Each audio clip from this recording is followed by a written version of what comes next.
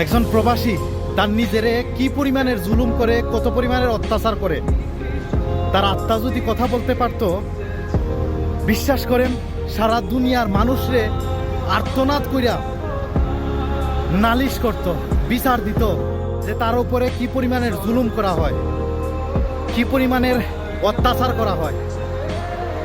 একজন প্রবাসী এই ৪৫ ডিগ্রি গরমের মধ্যে, এই রোদের মধ্যে কাজ করে।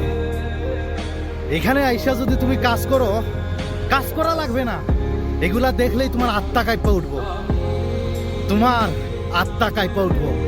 বুঝো নাই, প্রবাসী হওয়াটা আসলে এত সহজ না।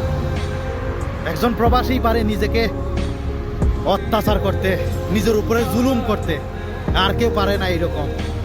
এটাই প্রবাস জীবন।